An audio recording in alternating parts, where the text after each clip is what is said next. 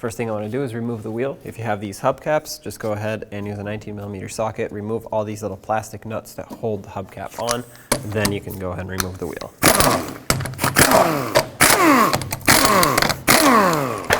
Set this aside, and continuing with the 19mm socket, remove the wheel.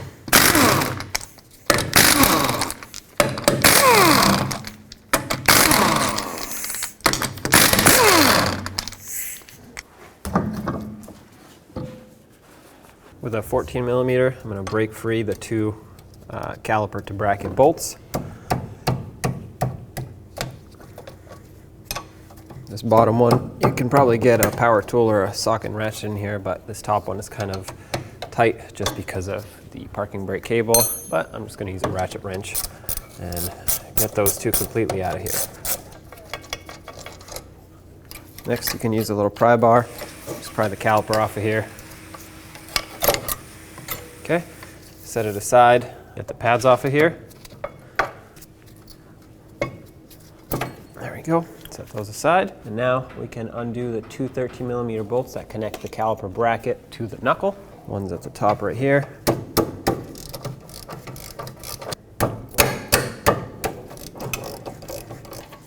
And remove both of them. You have to push the bracket in to get this one out just because of this bolt up here. Remove the bracket, set it aside. On your new caliper, you're going to want to disassemble it, separate the caliper from the bracket. Set these two bolts aside, set the caliper aside. Now you want to take a nice thin layer of grease and grease up these two areas where the anti-rattle clips sit. This is going to prevent rust from building up, and it's going to help prolong the life of this caliper. If you put too much, it'll squeeze out and get onto the rotor, and that's not good. Slide the anti-rattle clips on, press them down all the way. Now you want to take out one slider pin at a time and grease them up. The reason I like to take out one at a time is because this one has a rubber bushing, the other one will not. Add some grease to the slider, but you can't add a lot of grease to these sliders because it'll kind of get washed off as you try to slide it in. So what I like to do is add grease directly to the inside of the boot, just like this. Work it in there, slide the slider in, and make sure that grease gets up in this little ridge here. That's what's going to help it make a nice watertight seal. Give it a couple twists, and of course do the same to this side. As you can see, this side does not have any rubber bushing.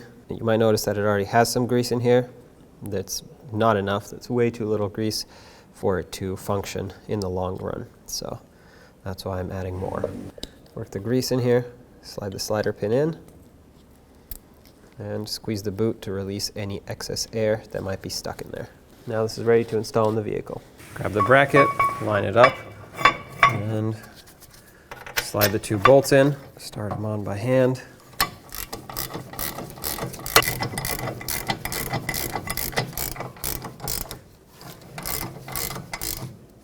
The torque for these two is 96 foot-pounds. That's one, and that's two. Let's get the pads in. The inner one gets a wear indicator that sits on the top. Slide it into the bracket. It's supposed to slide nice and smooth. Put the outer pad in. That one does not get a wear indicator, by the way. Doesn't matter. Apply some grease to the piston, the face of the piston here, just a little bit, and then do the same to these two ears over here. This is going to help the pads operate quietly and smoothly, and the reason I don't put it on the pads is because if you put it on the caliper right here, it only goes on exactly where you need it to be, not all over the place. At this point, the easiest way to get the parking brake cable off of the old caliper is to reattach it temporarily and break it free because you'll need to pry up, and it's kind of hard to pry when it's free floating. So I'm just going to put in the two mounting bolts by hand just so that it's secure in here. While I'm at it, I'm also going to go ahead and break free with an 11mm this Banjo Bolt. Snug it back up so that fluid doesn't come out, but it'll be easier to loosen up once we're ready to swap the hose. As for the parking brake cable, I'm going to lock some needle nose pliers onto the end of it. That way I have something to easily grab onto once this is ready to come out. And basically all you have to do is grab a little pry bar, stick it in here somewhere. I'm going to try and pry up against the body of the caliper here. lift this up. Use the locking pliers to slide the end down and out. Now, when you pry like this, be careful not to pry up against the brake hose.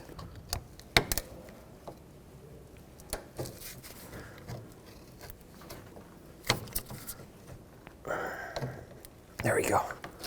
Slide this down. Perfect. Just like this. As you can see, the cable operates smoothly. If it's stuck, then you need a new cable. It is starting to get frayed right here. Not frayed, but the insulation's starting to peel off. So I'm going to apply a good amount of grease in there to hopefully prolong the life of this before it's going to need a new cable. But now that this is off and the Banjo Bolt's free, one more thing to free up is the cable from in here. It's going to take a little pry bar and a hammer, try to push it through. It does have two little clips that need to be pushed in. Sometimes you can get away without doing that, but not in this case, I guess. So to do that, I'm just going to take a flathead screwdriver, and you can see this slot right here. It has a little tab that sticks out, and you just have to punch it in. Once that's punched in, hopefully you can slide this through.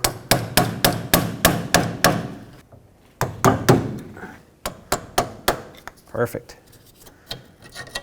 Okay, so now that the cable's out and the Banjo Bolt is loosened up, broken free, let's get this caliper off and get the new one back on.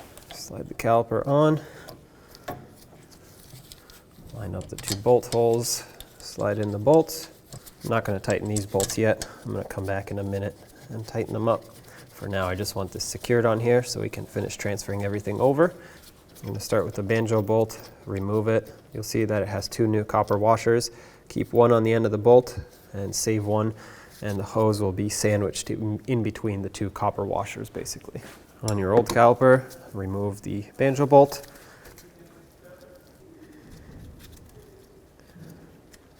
Set it aside. The caliper is going to want to drain. I have a collection bucket catching all of this fluid. So this is kind of stuck on here.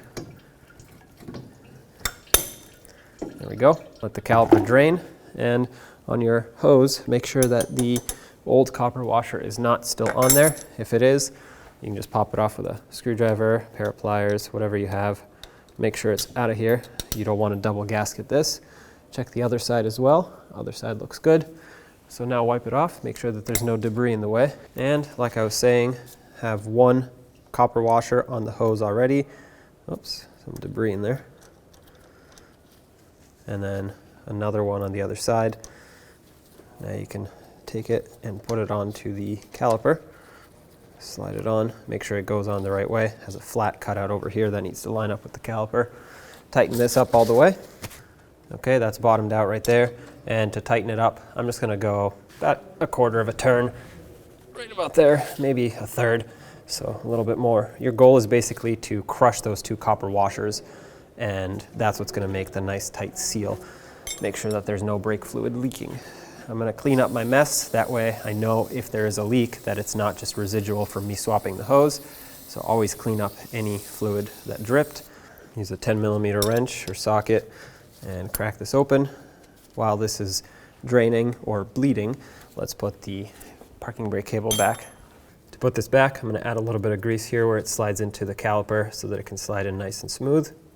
Slide it through, make sure it clicks, and now we have to pull the cable down so that it can latch in. I said I'd add a little bit of grease here, so I will do that now. Not gonna add it to the end though, because that's where my pliers are gonna go to grip it, and obviously I don't wanna grease that part up and have it all slippery. Lock your pliers on nice and tight, pull the cable down, take your pry bar and lift up on this, and just slide the cable into the slot here, just like so.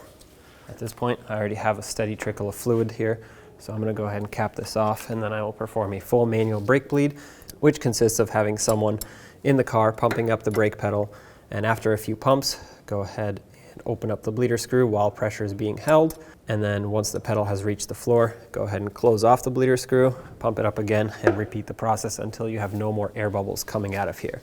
Meanwhile, make sure that the master cylinder stays nice and full. You don't want that to drain and empty itself and suck up air, because then you're in for more work than required.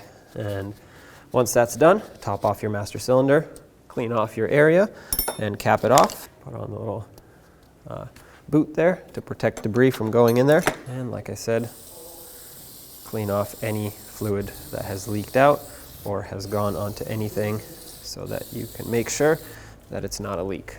Now take your caliper, line it up with the pads and the caliper bracket, line up the bolt holes, and start in your 2 mounting bolts.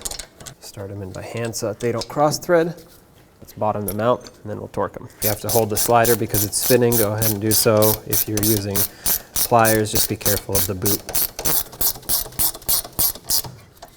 The torque for these is 26 foot-pounds. All right, let's get the wheel back on, put on all 5 of your lug nuts, bottom them out, and torque them to 100 foot-pounds.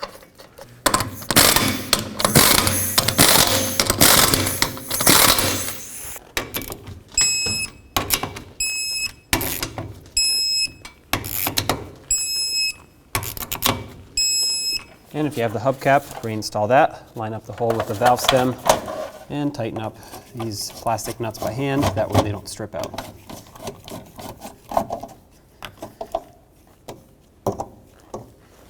Down the road you go.